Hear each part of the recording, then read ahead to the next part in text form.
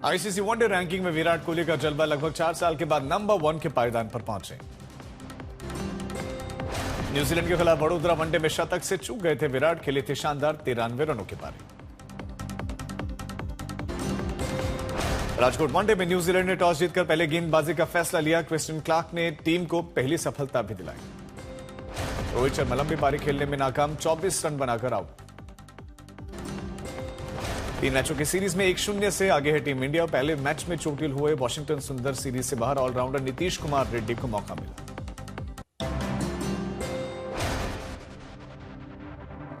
संभल में सरकारी जमीनों पर कब्जा मुक्त करने के लिए ताबड़तोड़ एक्शन। 1 दर्जन थानों की पुलिस फोर्स के साथ राजस्व प्रशासन की टीम का एक्शन दिख रहा है। गांव में सरकारी जमीन पर किए गए कई अवैध निर्माण पर भी बुलडोजर एक्शन होगा। सरकारी भूमि पर बने हुए इमाम बाड़ी की भी पैमाइश करेगी प्रशासन की टीम। संभल में पुलिस कर्मियों पर एफआईआर दर्ज करने के मुद्दे पर कोर्ट और पुलिस भी आमने सामने। एसपी ने सीजीएम के आदेश को गलत बताते हुए हाईकोर्ट में अपील करने की बात कही।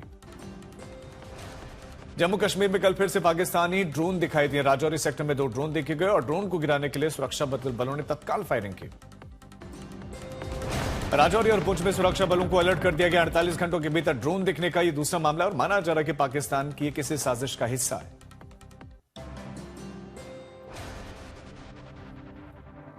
केजीएमयू धर्मांतरण मामले में पुलिस को आरोपी रमेश मलिक के मोबाइल फोन से कुछ अहम चैट्स मिले। धर्मांतरण से जुड़ी हुई में गतिविधियों का इशारा। पुलिस जांच में आरोपी के मोबाइल फोन से जाकिर नाइक के कुछ वीडियोस मिले हैं और इन्हें वो नियमित रूप से सुनता और देखता था। मोबाइल डेटा की जांच के दौरान आपत्तिजनक तस्वीरें भी मिली हैं और साथ ही कई महिला डॉक्टर्स के साथ की गई चैट भी सामने है, जिसमें आरोपी लगातार संपर्क में था। पुलिस को पीड़िता के अलावा कई दूसरी हिंदू लड़कियों के साथ साथ की गई बातचीत मिली है, जिससे यह संकेत मिलता है कि आरोपी एक से ज्यादा महिलाओं के संपर्क में था। आरोपी के संपर्क में रही अन्य महिलाओं से भी पूछताछ की तैयारी में है पुलिस। सभी चैट्स रिकॉर्ड्स को फॉरेंसिक जांच के लिए भेजा गया।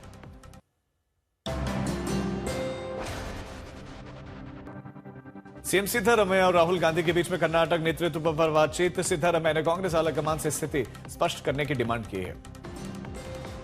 डीके की पोस्ट के बाद सीएम सिद्धारमैया का बयान आया, कहा कि रोज भ्रम की स्थिति है। राहुल गांधी साफ करें, मैं कैबिनेट का विस्तार भी करना चाहता हूं। तेलंगाना के कामारेड्डी जिले में कई गांवों में लगभग 200 आवारा कुत्तों की हत्या का मामला सामने आया। पशु प्रेमियों ने इस पर आक्रोश व्यक्त किया। Stray animal foundation of India के अधिकारी अदुलापुरम गौतम ने पुलिस स्टेशन में इसकी शिकायत दर्ज करवाई और गांव के सरपंचों पर कुत्तों को मारने का आरोप लगाया। तेलंगाना मानवाधिकार आयोग ने चीनी मांझे को लेकर हैदराबाद पुलिस कमिश्नर को नोटिस जारी किया है।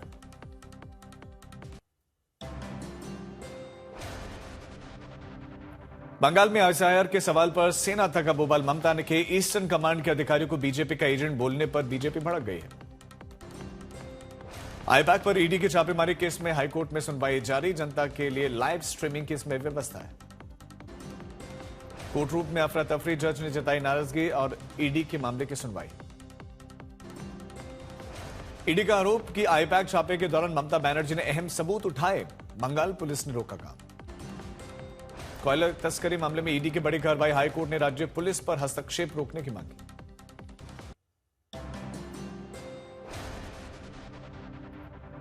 दक्षिण भारत समेत देश भर में उत्साह के साथ मनाया जा रहा पोंगल पर्व। विधि विधान के साथ पूजा पाठ।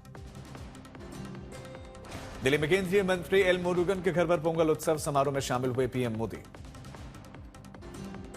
केंद्रीय मंत्री के घर पर पीएम मोदी ने विधि विधान के साथ पूजा की, गाय को भोजन भी खिलाया। पीएम मोदी ने कहा कि तमिल संस्कृति साझी विरासत पोंगल प्रकृति परिवार के बीच में एक संतुलन को बनाता है।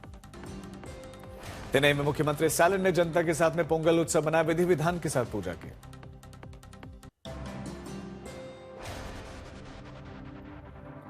तमिलनाडु में अभिनेता रजनीकांत के फैंस ने अनूठे अंदाज में पोंगल पर बनाए अभिनेता की तस्वीरों से घर की सजावट कर दी। पूजा में चढ़ाए जाने वाले फल, सब्जियों और मेवों से बनाए गए अभिनेता की रंगोली मूर्ति का जो है जलाभिषेक करके अभिनेता की लंबी उम्र की दुआ मांगी।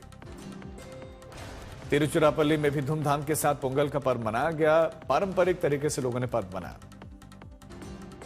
पोंगल की खुशियों में विदेशी मेहमान भी शामिल। स्थानीय लोगों के साथ नाच गाकर पर्व मनाया। पूरी जगन्नाथ में भी सैंड आर्टिस्ट मानस साहू ने अपनी कला से देश भर को पोंगल की बधाई दी और ईद से एक अद्भुत पेंटिंग बनाई।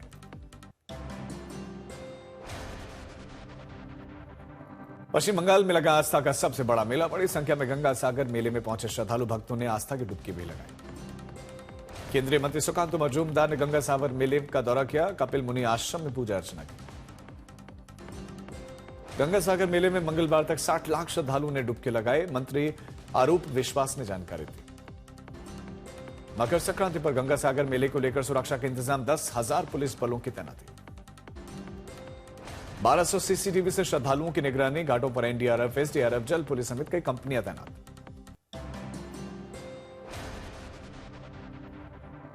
देश भर में धूमधाम के साथ मकर संक्रांति का पर्व मनाया जा रहा है और पवित्र नदियों में श्रद्धालुओं ने डुबकी लगाई। पीएम मोदी ने देशवासियों को मकर संक्रांति की बधाई दी। ट्वीट करके लिखा कि तिल और गुड़ की मिठास से भरा यह दिव्य अवसर प्रसन्नता, संपन्नता और सफलता लेकर आए। मकर संक्रांति पर माघ मेले में उमड़ा आस्था का मेला। श्रद्धालुओं ने संगम में लगाई डुबकी। स्नान के बाद श्रद्धालुओं ने मां गंगा के विधि विधान के साथ पूजा की। स्नान ध्यान जारी है। मकर संक्रांति पर 25,000 लाइट से जगमगाया मेला क्षेत्र। अद्भुत दिखाया नजारा।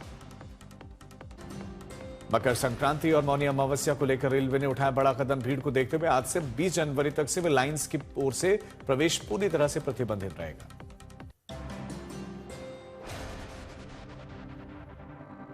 गुजरात के खेड़ के संत राम मंदिर में दरबार में पहुंचे गृहमंत्री अमित शाह। विधि विधान के साथ की पूजा अर्चना। बांदा में बाबा बागेश्वर की कथा को लेकर तैयारियां थी। 16 जनवरी से शुरू होगी धीरेन्द्र शास्त्री की कथा। तमिलनाडु के पथानामट्टिका में मकर विल्लकु उत्सव पर सबरीमाला मंदिर में उमड़ा आस्था का सैलाब। बड़ी संख्या में पहुंचे श्रद्धालु। कश्मीर के गुलमर्ग में पर्यटन कारोबार को लगेंगे पंख। हेलीकॉप्टर सेवा का शुभारंभ। सैलानी आसमान से खूबसूरत वादियों का कर सकेंगे दीदार। पर्यटन को भी इससे बढ़ावा मिलेगा।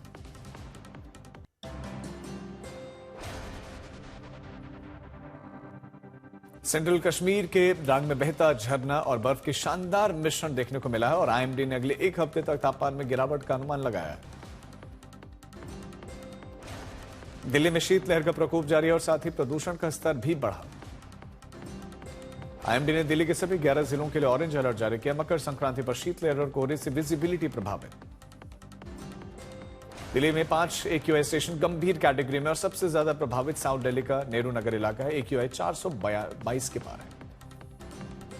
चंडीगढ़ में छाया घना कोहरा। हाईवे पर कोहरे की मोटी चादर से विजिबिलिटी काफी कम। आवाजाही इससे प्रभावित।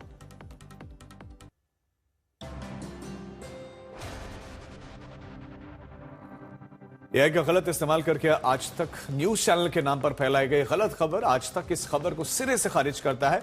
चैनल पर यह खबर कभी नहीं चलाई गई।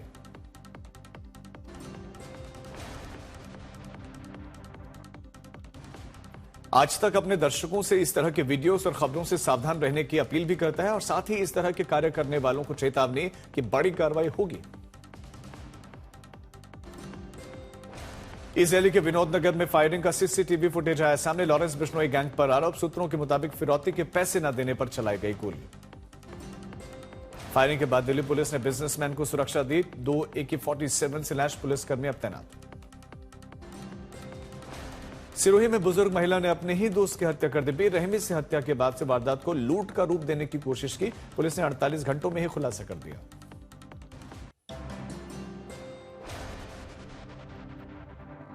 दिल्ली के वजीराबाद थाना इलाके में संत नगर में मार्केट में अतिक्रमण को हटाने के लिए गई पुलिस की टीम और नगर निगम के अधिकारियों पर पथराव।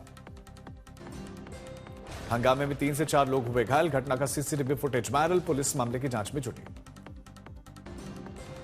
हैदराबाद में ट्रैफिक पुलिस स्टेशन इलाके में वाहन चेकिंग के दौरान हिट एंड रन का केस। होमगार्ड घायल। रोहतास में ज्वेलरी शोरूम में चोरी का सीसीटीवी फुटेज आया सामने। लाखों के गहने पर हाथ साफ करता दिखा चोर। बेगूसराय में लखमीनिया रेलवे स्टेशन पर ट्रैक पर महिला और युवक का डांस का वीडियो हुआ वायरल और आरपीएफ ने कार्रवाई की।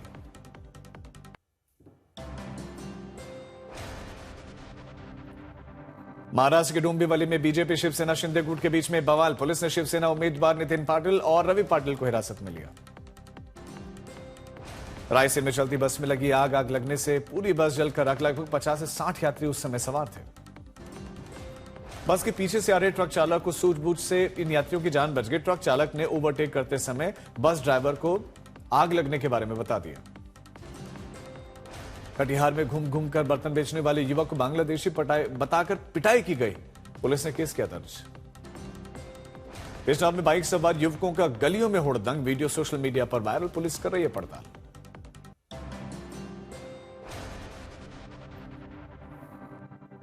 हैदराबाद में सिलेंडर ब्लास्ट के बाद से लगी भीषण आग, गैस रिफिलिंग सेंटर में एक के बाद एक 8 गैस सिलेंडर में धमाका। धमाके इतने तेज थे कि आसपास के घरों के बाहर निकल आए लोग। फायर ब्रिगेड ने कड़ी मशक्कत के बाद आग पर काबू पाया।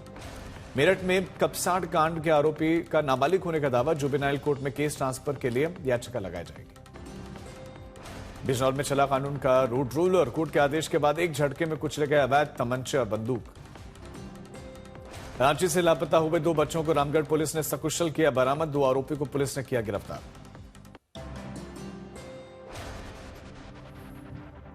बिहार के पूर्णिया में एबीवीपी ने निकाला मशाल जुलूस, दुष्कर्म के आरोपियों की तुरंत गिरफ्तारी की मांग को लेकर किया प्रदर्शन।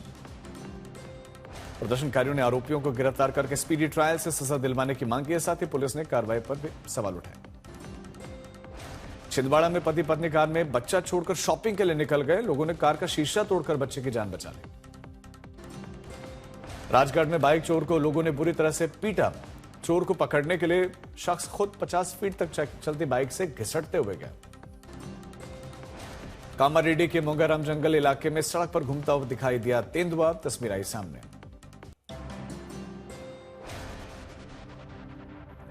जोधपुर में शराब पीकर कार सीख रहे चालक ने वृद्ध महिला को कुचल दिया, अस्पताल में मौत, आरोपी गिरफ्तार। यूपी के देवरिया में बेकाबू पोकलेन ने भगदड़ मचा दी, कई गाड़ियों और बाइक को रौंद दिया, नशे की हालत में था ड्राइवर, भारी नुकसान हुआ। हरिद्वार के विवेक विहार में खड़ी कार में अचानक आग लगी, ट्रैफिक पुलिस और स्थानीय लोगों ने मिलकर आग बुझाई। Ambarnath municipal council deputy mayor चुनाव के बाद शिवसेना और बीजेपी कार्यकर्ताओं में झड़प, इलाके में तनाव। झड़प का वीडियो सोशल मीडिया पर वायरल, दोनों पक्षों के समर्थक आमने सामने, पुलिस ने हालात पर निगरानी रखी है।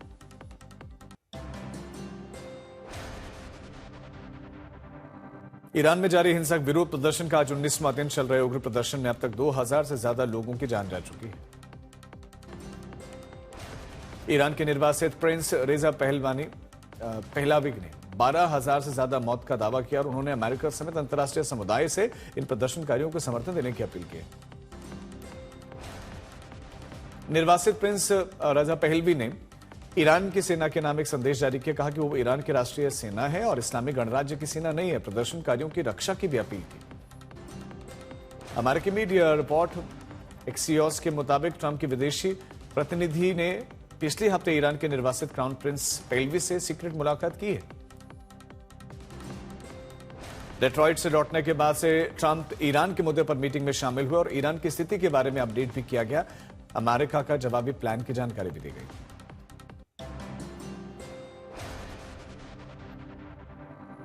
ईरान के राष्ट्रीय सुरक्षा प्रमुख ने अमेरिकी राष्ट्रपति डोनाल्ड ट्रंप और इजरायली पीएम नेतन्याहू को ईरान में लोगों का हत्यारा बताया।